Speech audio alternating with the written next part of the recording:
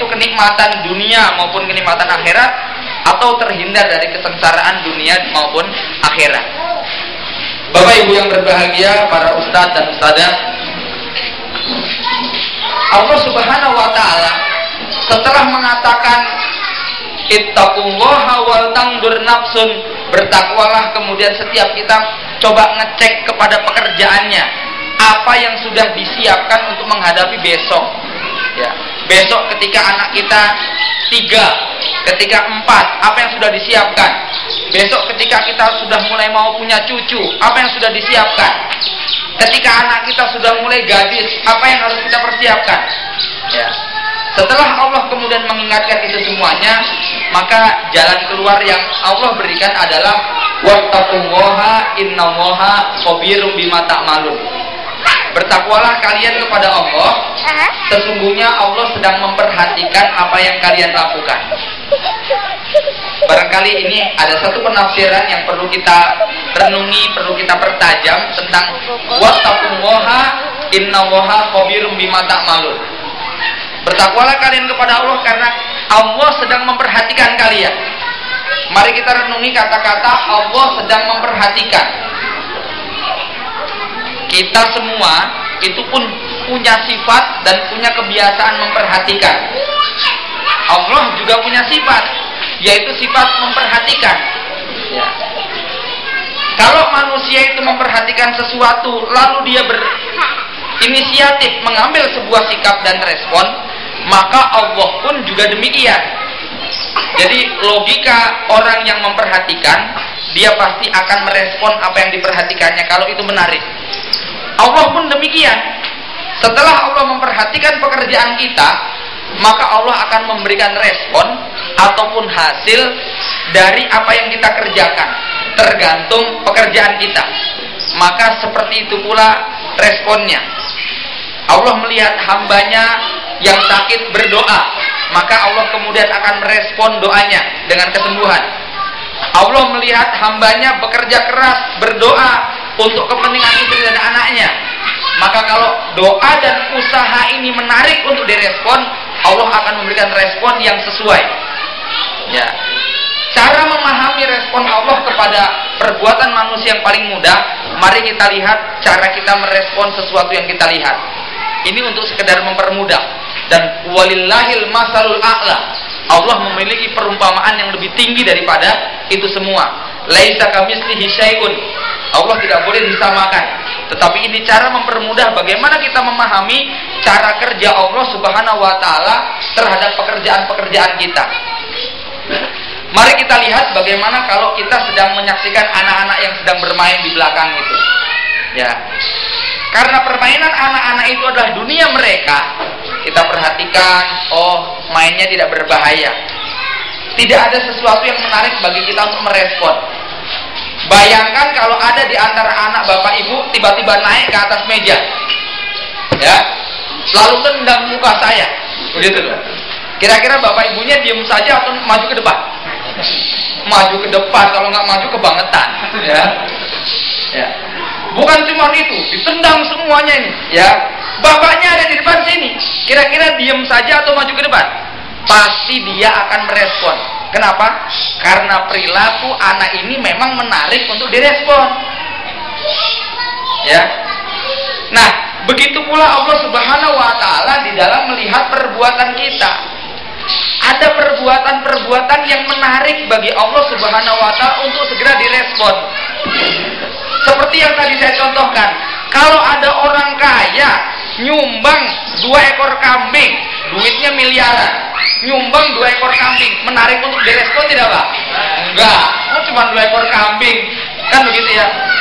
Tapi bayangkan, ada orang miskin, makan saja susah, rumahnya gubuk, kumuh, kok ya bisa-bisanya nyimpen nabung untuk beli 2 ekor kambing, disedekahkan lagi. Itu menarik untuk direspon tidak? Media massa saja tertarik untuk meliput, ya tidak? Ya. Apalagi Allah Subhanahu wa taala, ya, yang khabirun bima ta'malun. Disinilah kemudian betapa pentingnya kita mencari-cari atau melakukan perbuatan yang menarik bagi Allah Subhanahu wa taala untuk memberikan respon yang baik kepada kita. Ya. Di antara semua guru, di antara semua ustadz dan ustadzah, ya. Tidak semua perbuatan mengajar mereka menarik untuk direspon Allah. Kalau perbuatan itu rata-rata, tapi coba ada satu ustadz atau ustadzah yang punya gaya mengajar yang unik, nyentrik, menarik. Bukan hanya anak saja yang akan memberikan respon, tapi Allah melalui perbuatan hamba-hambanya, Allah akan menggerakkan hamba-hambanya untuk memberikan respon kepada dia. Ya. Nah, bagaimana kita tahu bahwa Allah akan memberikan respon? Ini ada simulasi lain. Ini pernah saya sampaikan juga. Ya, saya ulang lagi simulasinya. Dalam simulasi itu, ini saya bawa uang 10 juta. Lalu saya bilang, tapi saya ngomongnya dalam hati, Bu. Ya, Bu ya. Ini saya ngomongnya dalam hati. Siapa yang pengen uang 10 juta, silakan ngacung. Tapi ngomongnya dalam hati. Ada yang ngacung nggak? Ternyata nggak ada yang ngacung satu pun. Saya ulangi sekali lagi. Siapa yang pengen 10 juta, ngacung. Nggak ada satupun yang ngacung. Tiba-tiba di belakang ngacung. Tat, izin Tat, sakit perut mau ke belakang. Sini kamu dapat. Begitu ya. Kenapa? Dia ngacung. Begitu loh. Ya. Teman-temannya pada kaget tidak? Loh, kok gara-gara ngacung dapat duit 10 juta? Lihat ya.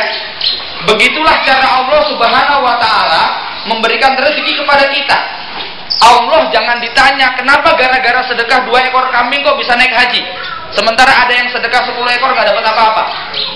Ya. Kenapa? Ngacungnya pas, Pak. Gitu loh.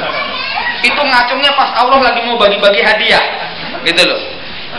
Nah, disinilah berarti anjurannya apa? Sering-sering ngacung. Jangan-jangan itu pas lagi pembagian rezeki dari langit. Entah bentuk rezekinya apa. Kan semacam itu. Ya.